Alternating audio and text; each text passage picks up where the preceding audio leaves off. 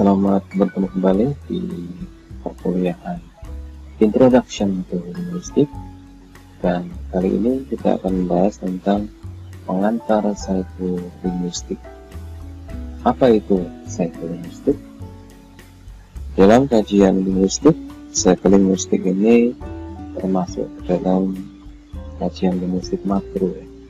Dia mengkaji bahasa dikaitkan dengan faktor-faktor di luar bahasa itu sendiri. Dan dalam konteks psikolinguistik, faktor-faktor di luar bahasa itu kaitannya dengan the brain atau the mind.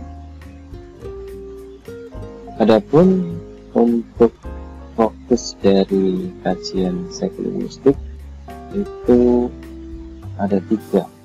Yang pertama adalah how is language represented in the mind?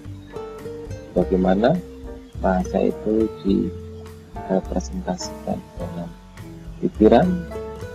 Kemudian yang kedua adalah what fundamental processes involved in the production and comprehension of speech.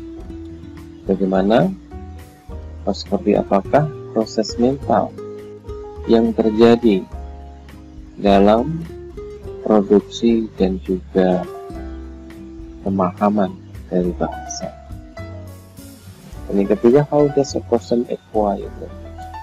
Bagaimana seorang itu mendapatkan bahasa? Dan 3 fokus kajian inilah yang dikaji di dalam psikolinguistik. Dan salah satu cara ya untuk menjawab pertanyaan ini adalah dengan memahami the study of child language acquisition. Dengan cara memahami bagaimana pemrolehan bahasa anak. Jadi ketika pemrolehan bahasa anak ini dikaji secara lebih dalam konteks psikolinguistik, maka 3 pertanyaan yang dapat dijawab. Dan terkait dengan the study of child language acquisition, itu dikenal banyak teori pemerolehan bahasa. Di antaranya yang pertama ada teori yang disebut dengan the reinforcement theory. The reinforcement theory ini merupakan teori yang menyatakan bahwa children learn language by having selected utterances reinforced by their parents. Jadi menurut reinforcement theory ini, seorang anak menguasai bahasa dengan cara di-reinforce oleh orang tua. Kata-kata tertentu dipilih oleh orang tuanya, kemudian diajarkan dan ditekankan penguasaan kepada anak. Jadi kalau dilihat dari hubungan antara orang tua dengan anaknya, itu sepertinya teori ini sepertinya benar, dia dapat menjelaskan bagaimana seorang anak itu memperoleh bahasa. Karena memang orang tuanya lah yang menjadi partner dia di dalam mempelajari bahasa, sehingga orang tua memberikan penekanan pada setiap kata yang diajarkan kepada anak. Tetapi ada beberapa kekurangan dari teori ini, karena teori reinforcement ini tidak mampu menjelaskan bahasa awal dari anak.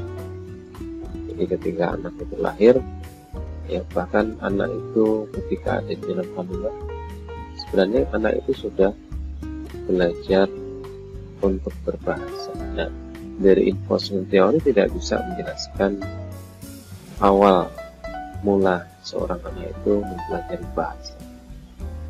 Kemudian yang kedua adalah the imitative theory. Menurut teori ini, seorang anak menguasai bahasa dengan cara meniru dari orang lain.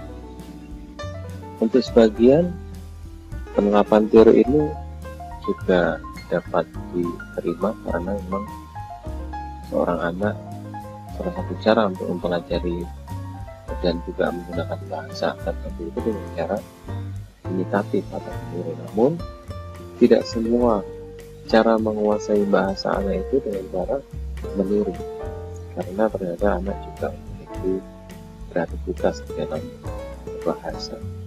Yang kaitannya dengan imitatif teori ini, contohnya misalnya seperti ini. Saya dulu pernah mengeksplorasi anak saya ketika berusia 2,5 tahun, dan saat itu anak saya mengatakan bahwa alat untuk menyalakan lampu listrik itu dia sebut dengan penyalaan lampu. Padahal saya belum pernah mengajarkan kepada anak saya tersebut bahwa alat untuk menyalakan lampu itu misalnya harusnya kan disebutnya saklar, tapi dia menyebutnya sebagai penyalaan lampu. Nah, kalau dikaitkan dengan the imitative theory ini, itu tidak masuk dalam teori. Itu adalah the creativity, kreativitas dari seorang anak ketika menggunakan bahasa. Nah, ini adalah dua contoh teori di dalam pemerolehan bahasa, dan masih banyak teori-teori yang lain yang kaitannya dengan pemerolehan bahasa anak.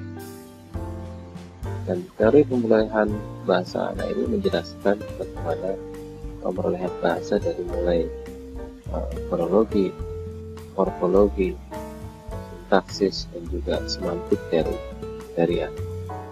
Dan nanti kaitannya dengan teori pemerolehan bahasa ini banyak juga teori-teori yang lain. Di antara hal-hal yang dibahas di dalam teori pemerolehan bahasa ini juga dikenal ada istilah UG, Universal Grammar, bahwa setiap manusia itu memiliki grammar, kemampuan tata bahasa yang dibawa sejak lahir, sehingga seorang manusia itu mampu menguasai berbagai macam bahasa. Ada juga istilah LAD, Language Acquisition Device. Jadi setiap manusia itu juga dibekali perangkat pemerolehan bahasa sejak lahir, dan kemudian menjadikannya dapat mempelajari satu bahasa tertentu, juga mempelajari bahasa yang lain. Yaitu hal-hal yang semacam itu nanti akan dikaji secara lebih detail di dalam satu linguistik juga, teori perolehan bahasa. Dan kemudian selanjutnya, untuk menjawab 3 pertanyaan tadi secara lebih detail, bagaimana teori pemerolehan bahasa anak,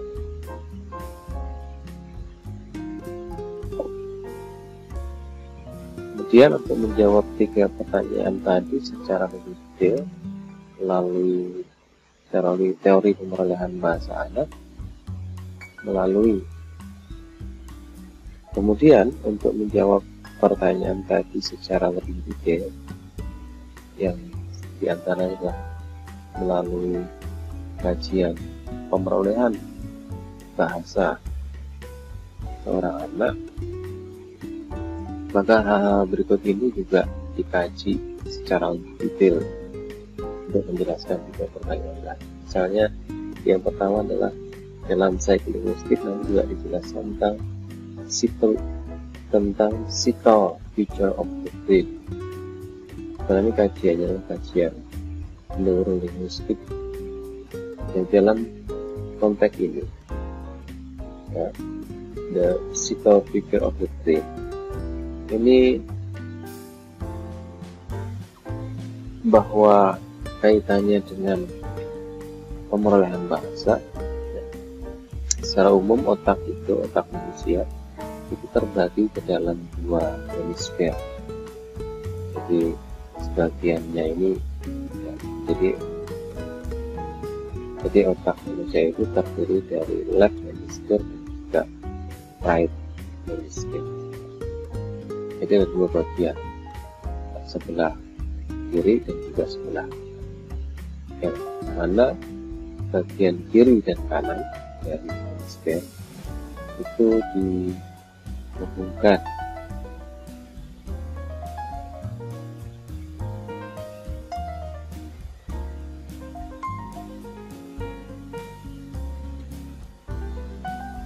Untuk selanjutnya di dalam psikolinguistik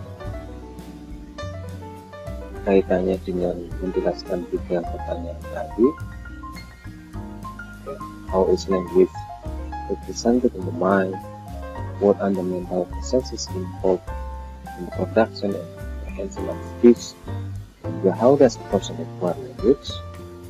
Dalam psikolinguistik juga dikaji tentang istilah-istilah ini. Physical feature of the brain, atau istilah lateralization, aphasia, dan juga critical period. Nah, kajian tentang physical feature of the brain ini sebenarnya kajian dari bagian dari neurolinguistik. Nah, dalam konteks ini physical feature of the brain, otak kita kaitannya dengan kemampuan berbahasa itu terbagi menjadi left hemisphere dan juga right hemisphere. Jadi kalau dilihat dari atas otak kita penampakannya kurang lebih seperti ini. Ini adalah left hemisphere dan ini adalah right hemisphere, dan dua bagian otak ini dihubungkan dengan tengah-tengah yang disebut dengan corpus callosum. Nah, corpus callosum ini dia berfungsi sebagai jembatan yang menghubungkan komunikasi antara left hemisphere dan right hemisphere. Nah, adapun the connection between the body and the brain is collateral. Nah, selanjutnya hubungan antara tubuh kita dengan otak itu hubungannya adalah kolateral. Maksudnya bahwa ketika tubuh kita itu yang bergerak bagian kiri, maka sebenarnya itu karena kinerja dari right hemisphere, kita kebalikan. Sedangkan ketika kita menggerakkan bagian kanan, maka itu adalah kinerja dari left hemisphere. Itu yang disebut dengan connection between the body and the brain is collateral, jadi kebalikan. Nah, hal ini connection between the body and the brain is collateral ini juga lebih lanjut ada kaitannya dengan istilah lateralization, bahwa each hemisphere itu has given cognitive function. Jadi setiap hemisfer itu memiliki fungsi kognitif yang tinggi. Nah, Paul Broca pada tahun 1890 dia the first decision, dia menemukan bahwa kerusakan pada bagian kiri dari otak, jadi left hemisphere ini, itu berdampak pada gangguan kemampuan berpahasa.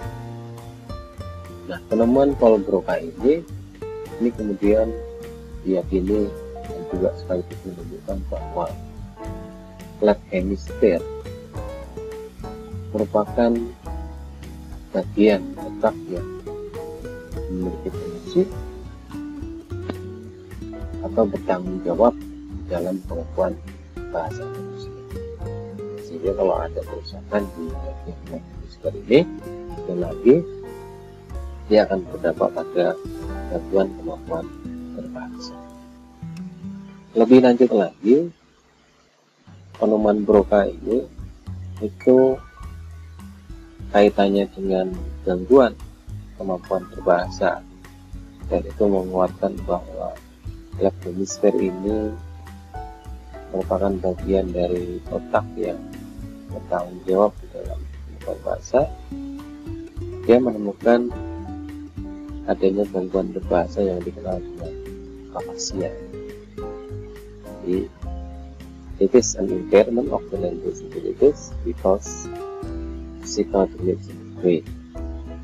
Dan penemuan dari Broca ini ada 3 jenis kelainan di dalam kemampuan bahasa manusia yang diakibatkan karena kerusakan dari left hemisphere. Yang pertama ada istilah bekas aphasia. Jadi silahkan dieksplor nanti melalui Google bahwa bagian otak itu ada juga yang disebut dengan bagian broca, kemudian ada juga bagian Wernicke. Nah, ketika bagian broca itu rusak, maka menghasilkan apa yang disebut dengan broca apasia. Ini adalah kelainan berbahasa di mana manusia sulit untuk menetapkan kata tertentu broca apasia, tapi dia mengerti, tapi dia sulit untuk menetapkan kata tersebut. Yang kemudian kedua ada istilah Wernicke apasia.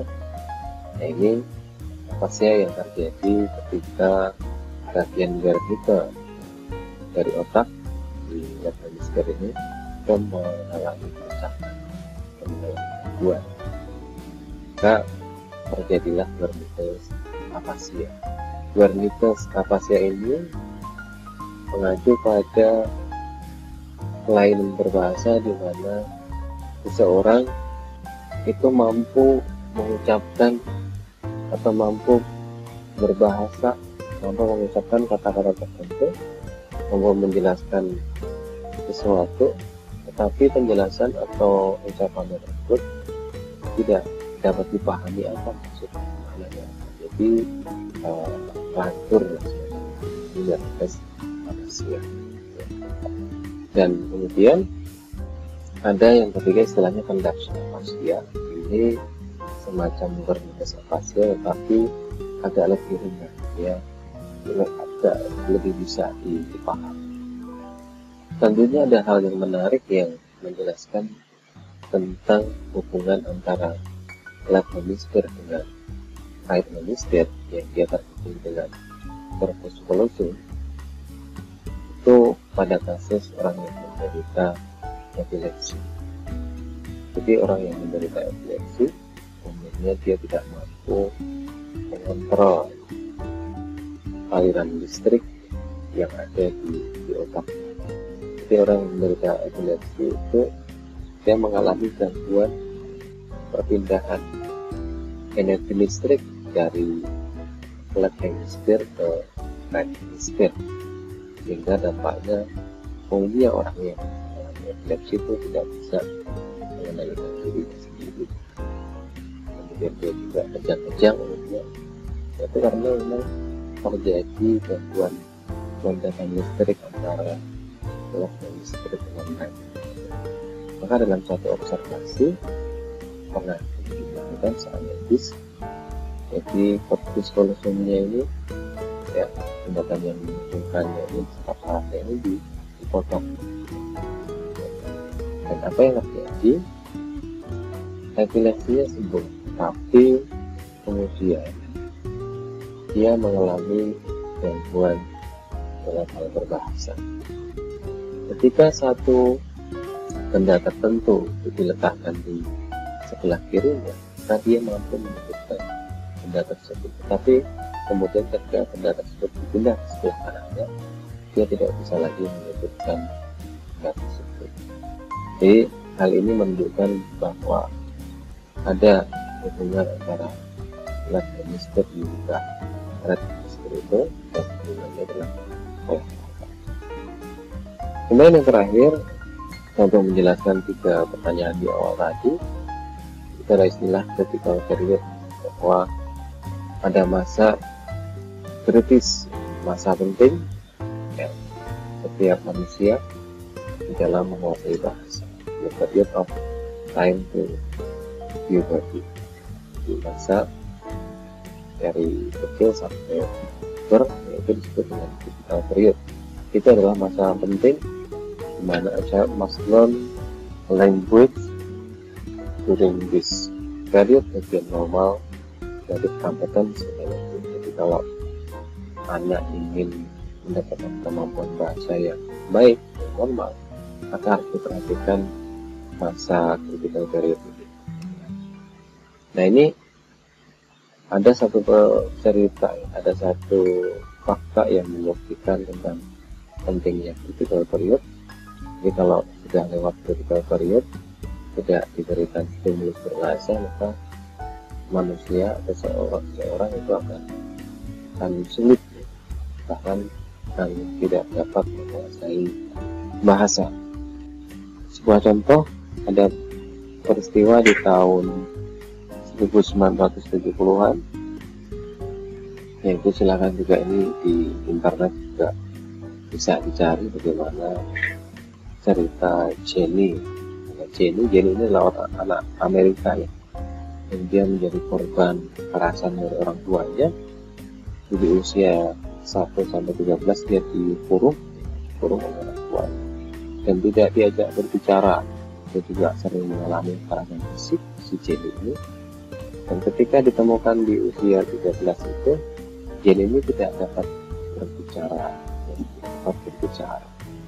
Nah, ini menunjukkan bahwa selama critical period, Jenny ini dia tidak mendapatkan stimulus ya, dalam berbahasa, no linguistic stimulations from ages 1 to 13 years old, sehingga dampaknya dia tidak dapat menguasai atau dia tidak dapat berbahasa. Nah, inilah hal-hal yang penting yang dikaji di dalam psikolinguistik. Sekali lagi, hal-hal ini nanti akan dikaji lebih detail di dalam psikolinguistik. Fokusnya adalah pada bagaimana seorang anak memperoleh bahasa, baik secara fonologi, secara morfologi, secara sintaksis, maupun pemerolehan dari sisi semantik. Demikian, terima kasih.